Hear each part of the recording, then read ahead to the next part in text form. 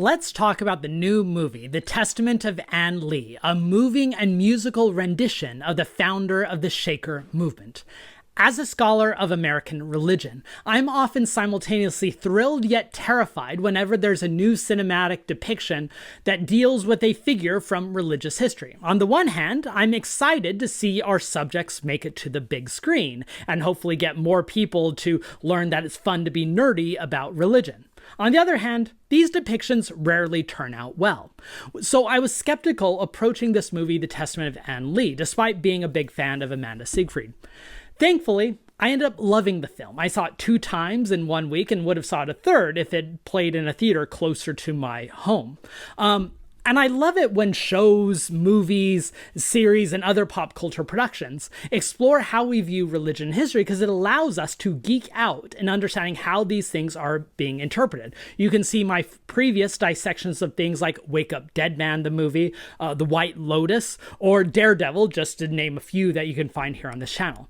In this video here, I want to first provide some background to Ann Lee and the Shakers. Then I'm going to interview one of the foremost experts on Shakerism in America to learn what the movie gets right and what it gets wrong. And then finally, I'll close this video by highlighting what I liked about the film and what I thought could have been done a bit better. All right, let's dig in.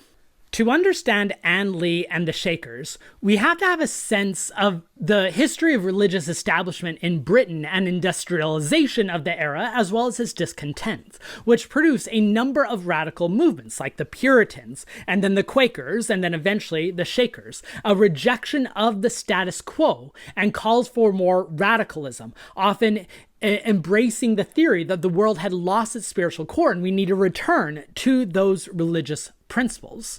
Ann Lee was one of many prophets and prophetic figures who come out of this period saying the world has become too wicked and we need to restore its way through a radical intervention. Ann Lee was born in Britain and participated in one of these radical break-off Quaker groups.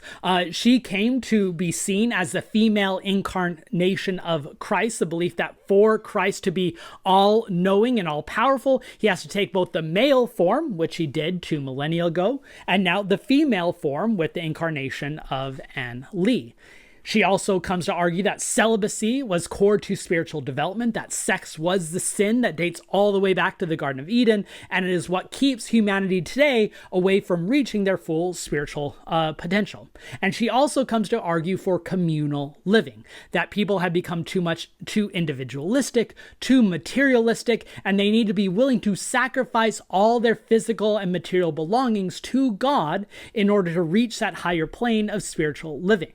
While the Shaker movement was born in England, it did not truly flourish until it came to America. They eventually established over a dozen communities, taking advantage of the religious revivals that swept America, where many people were interested in critiques of the domestic order, calls for the millenarian reign, and a move away from the capitalist society that they felt was leaving too many vulnerable behind. In fact, Shakers are often understood in the American historical context in leagues with other radical groups that also critique the domestic order, called for a coming millenarian reign, and embrace a Unitarian communalistic view of society rather than capitalism, whether it be the Latter-day Saints, the Mormons, the Oneida community and their complex marriage, or the Millerites and their identifying of a specific day for the second coming. In other words, and I know many on this channel are interested in the history of Mormonism, if you want to understand the history of Mormonism in its context, you have to understand these other radical breakoff groups like the Shakers. Before I go much further, just a reminder that if you enjoy this type of nerdy content, including using history in the past to understand modern pop cultural phenomenon, movies, TV shows, and the like, please make sure you're subscribed to this channel. I do deep dives on particular topics every Mondays. I connect the past to the present through things like politics and pop culture on Wednesdays, like this video, and on Fridays, I pull back the curtain to talk about the historian's craft. I also recommend subscribing to my free Kit newsletter, as well as following me on a variety of different platforms like TikTok, Instagram, and Facebook, where I produce shorter form content that often supplements my longer content found here on this YouTube channel. All right, with that out of the way, let's get back to the Testament of Ann Lee. When I saw the movie Testament of Anne Lee, I immediately knew I wanted to do a video on it. And when thinking about who I could talk to about this film, given I am not the best expert on Shakerism, one name immediately came to mind. Dr. Jennifer Dorsey is a professor of history and director of the McCormick Center of the Study of the American Revolution at Siena College. She is an expert in local history, public history, and religious history. She's a distinguished scholar and teacher, especially on religion in the early republic. She's the author of, among other works, the brilliant essay, The Shakers and the Perfecting Spirit of in Early America, in a textbook on American religious history that I edited a few years ago. So I'm very pleased that Dr. Dorsey was willing to spend a few minutes with me discussing the film and its relationship to history. I hope you enjoyed it as well. Here it is. All right. I'm now very fortunate to be joined by the wonderful Dr. Jennifer Dorsey, one of our greatest scholars of religion in the early republic, including the Shakers. And I'm so thrilled, Jen, that you're willing to come on with me to talk about this movie. So thanks for giving me some of your time. Oh, Ben, I'm delighted. Thank you so much for inviting me. So it's not often that we get a feature-length film on Anne Lee, let alone the Shakers. So as someone who has spent considerable time looking at Shakers in America and their origins, what did you make of the film? So I want to start by saying I think we should stop calling it a film. It's more than a film. It's a musical. And I was deeply impressed with the aesthetics of the film. And as I was sitting there, I was like, this has the vibe of like a Disney movie, right? Because it tells the story, but then at these moments of great drama, they burst into song. And the songs are adaptations of actual Shaker hymns. And so the storyline is being driven along by music, the lyrics of which come from the original believers, which is just so powerful. So aesthetically, it's very beautiful. It's very engaging.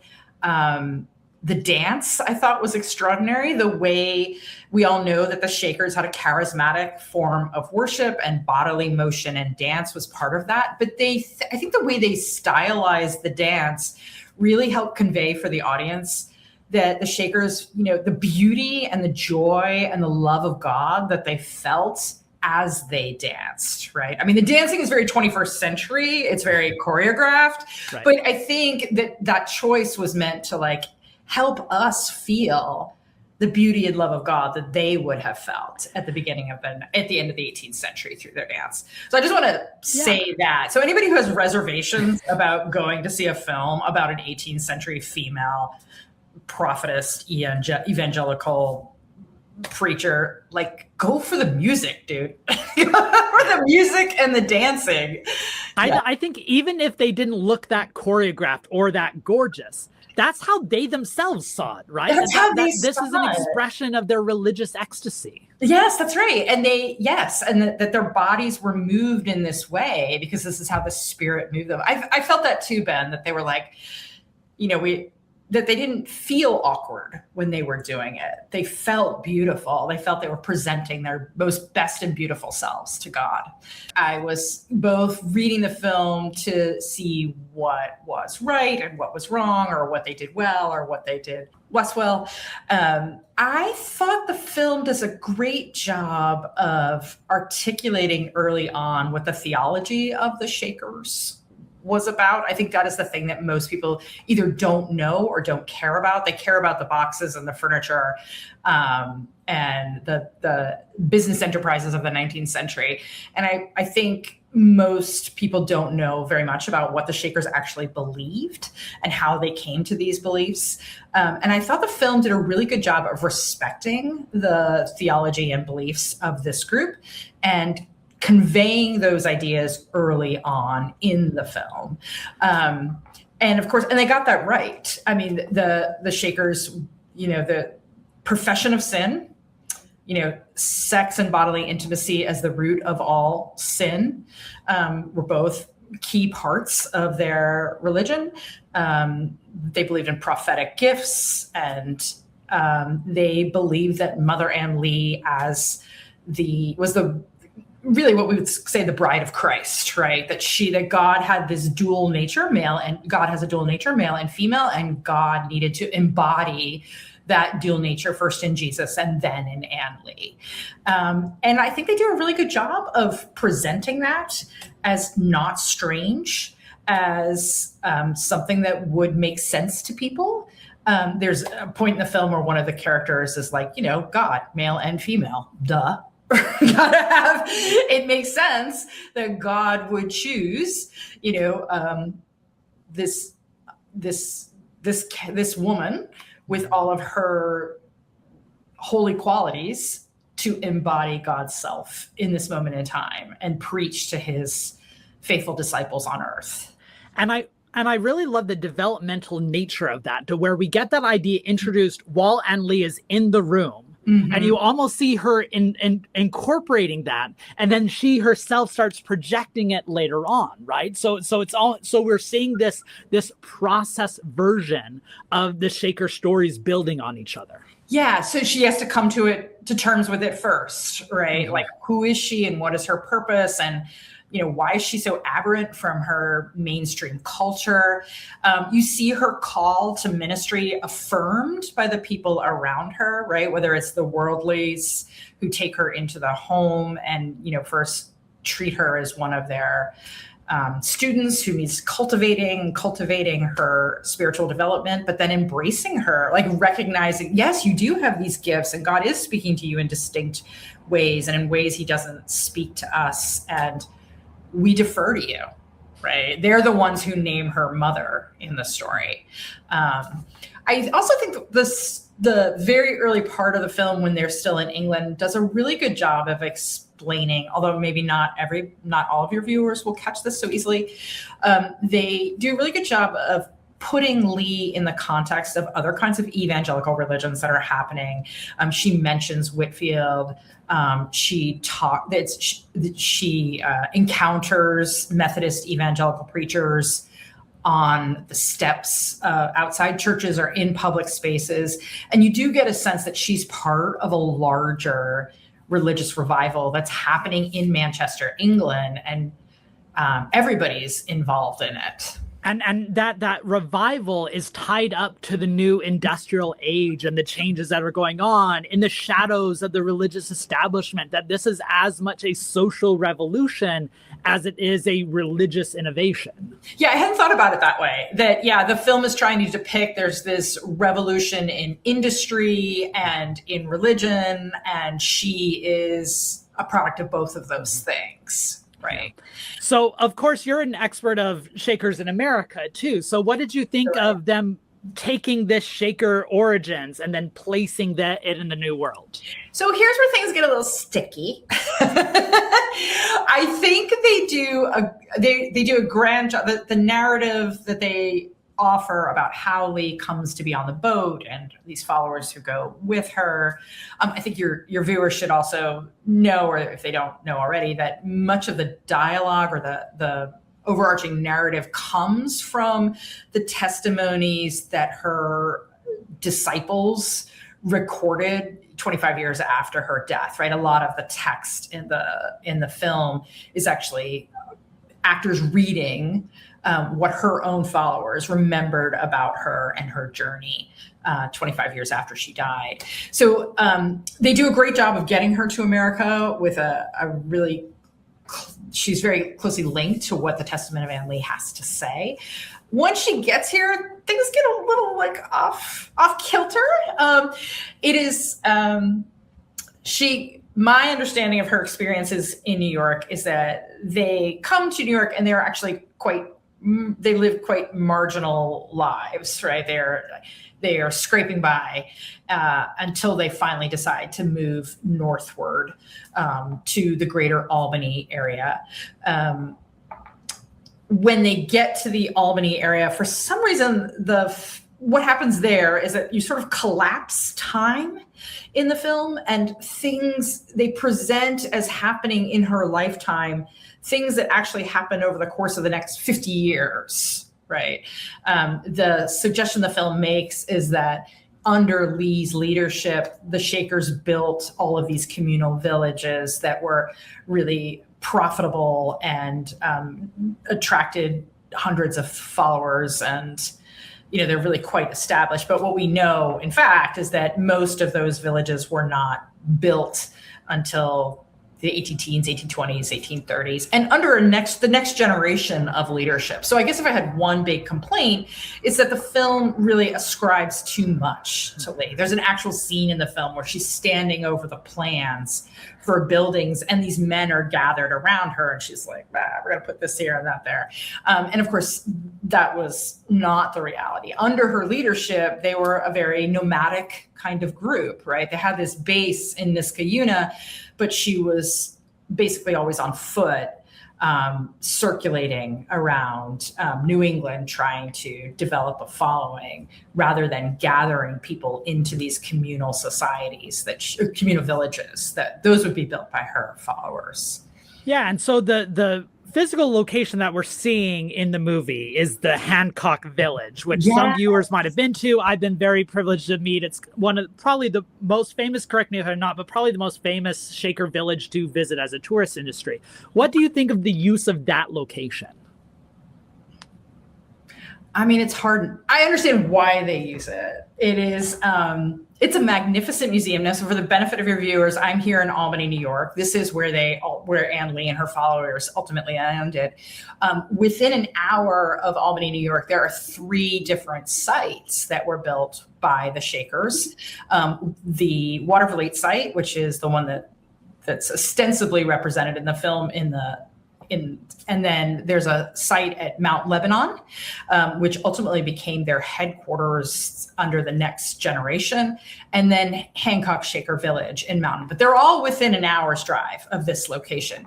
And Hancock is the best preserved. It was occupied into the 20th century, and it was very large, and it was very well preserved, and it is still a gorgeous site. It makes sense that they would use that site. The site at Mount Lebanon, I've had one historian describe it as sort of the ruins of the Shakers.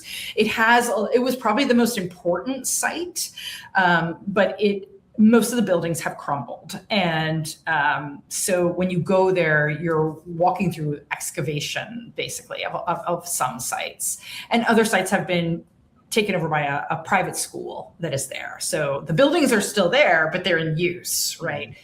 I think if they had not used Hancock Shaker Village, viewers who know something of the Shakers would have wanted to know, why didn't you use this magnificent architectural site with all of its original Shaker artifacts? Because that is what most of us know about the Shakers, right? To the great aggravation of the Shakers who today live in Sabbath Day Lake, Maine, right? The contemporary community of the Shakers is a great source of aggravation to them, with good reason, right? That people know the historic boxes, yes, right. The art, the material culture, not that they're ashamed of the material culture, but the material culture, they are a living and breathing faith community. And growing. They just had a 50% growth last year. That is absolutely right. Here in New York, this is something that's actually paid attention to in the news. Like a couple of years ago, the New York Times Magazine did a whole profile on the Shaker community. And then just this past year, it was announced that they've received another member. I would say actually one of the things the movie does that's kind of subtle that you might not have noticed is that there are these scenes where the Shakers are sort of grumbling. At least one of them is kind of grumbling about his compatriots. And one of the things I've heard scholars of Shaker history tell me is that the hardest thing about being a Shaker is learning to live in community with other people. And Brother Arnold, who's like the senior Shaker at Sabbath Day Lake, will say that as well, right? It's not the theology, it's not the celibacy, it's not any other of the doctrines or tenets. It's that it is just really hard to live day in and day out with the same humans. Right. And the Shaker, I think the movie sort of hinted at that too. There's at least one scene when a senior member of the group is just irritated with all these youngsters and their shenanigans. Yeah. Yeah.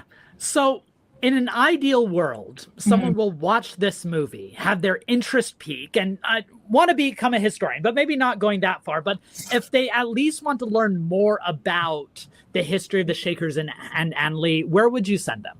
So I would send them to any one of the many Shaker sites that are actively being preserved and interpretive by historians and museum professionals who love this history and feels that it's still what the Shakers had to teach still has value for how we live in the 21st century, whether that's Hancock Shaker Village or Enfield in Kentucky, I think it is, or Ohio. I think that's a great resource.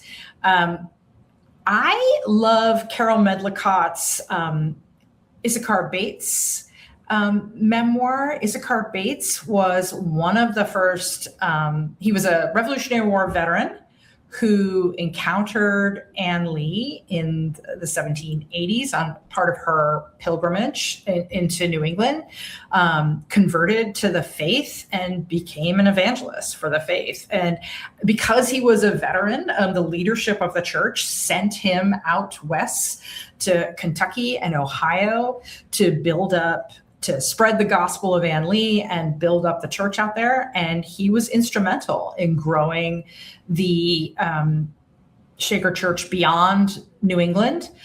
He was somebody who wrote a lot of hymns for the Shakers. And the movie, I think, does a really great job. And people should know that the hymns were really central to the religion. This was the tool they used to evangelize, to teach people about their theology and their history and their vision for their society. So those would be my recommendations. Go visit a site, the closest one to you, and there were many of them, and many of them are still preserved. And maybe take a look at Carol Medlicott's book, her biography of Issachar Bates. Any final thoughts on the movie and what it tells us about both Ann Lee, the Shakers, or how we now view Ann Lee and the Shakers? I mean, is it ever a bad time to celebrate women who do extraordinary things and don't get their due in their own time, right? Is it ever a bad time to appreciate the women who are effective leaders and draw people to them with, a message of unity and love and beauty for God, right? I mean, that's a beautiful message. Wonderfully said. I couldn't say it any better. Thank you so much for spending a few minutes with me, Dr. Dorsey. Ben, it's a pleasure. Thank you so much for having me. I hope you found that video as useful and insightful as I did. And thanks again to Dr. Dorsey for joining me. Let me highlight a few things that I really enjoyed in this movie and why I strongly recommend going to watch it yourself. I appreciate how the movie did not shy away from the question of sincerity. Often, when you're dealing with these prophetic figures, they're often seen as a perfectly sincere revolutionary that kind of hides their historical context, or they are seen as this crazy madman who is seen as irrational, and you're left wondering why would anyone follow them. But in Testament of Ann Lee, I thought Ann Lee was depicted both as a sympathetic religious prophetic figure who is claiming sincerely her religious ideas, while also understanding the historical context that produced her, the industrial age that made her question society, the religious establishment that pushed for them to break off, the moments when she was hearing religious teachings as a young child that she then incorporated into her own message later on. And I think all of these Shakers, or first the shaking Quakers, then the Shakers, are depicted as deeply devoted. But you can also see some elements of a naturalistic history, the question of mental health, the response to trauma, the reading of themselves into history, as well as the rebellion against the industrial age and religious establishment. I also appreciated, as Dr. Dorsey remarked in the interview, the focus on devotion and the use of music to capture that spiritual ecstasy, that religion was the physicality of belief, and the synchronized dancing as a form of communalism. In the video description, I'll put a link to one of the scenes in the movie of the shaking Quaker worship in England, where Yes, the Shakers weren't as synchronized or as attractive when doing the dancing, but I think the synchronicity captures the deep devotion of the movement. I also appreciated, as did Dr. Dorsey, the creative use of hymns and texts, that they're using the words and the tunes from the Shakers themselves, and they shout them out in the final credits of the movie. I also really appreciate that the film depicts the Shakers as radicals. Often when I am teaching the Shakers in the classroom, because they're celibate, because they're communal order, they are seen as a bit too boring to students. But here we see in this movie the radical, revolutionary message of the Shakers. That doesn't mean the film doesn't have its shortcomings, of course. I was surprised that there was a lack of the economic message, that they were as much critiquing capitalistic society as they were religious establishment and sexuality. It avoids the millenarian message that they believe Christ's coming was imminent and we need to prepare for the coming bridegroom. And of course, as expected in these type of historical tales, they have to condense a lot of episodes into a short amount of time, which means they're getting the spirit of the movement, even if they're not following the letter of history, which honestly, even as a historian, I understand. I hope you found this historical analysis of the Testament of An Lee and the Shakers useful. If so, please hit the like button and share with others. I really appreciate it when the cinema provides us a chance to dig into these fascinating topics that are usually just the realm of us over-specialized nerds. If you enjoyed this content, make sure you are subscribed to this channel. If you want to give back, you can become a member. And remember, history has never been more relevant than it is today because it gives context to these movements. And even a figure like An Lee and her story of female empowerment can still give us a lot of lessons that are all the more relevant in 2026.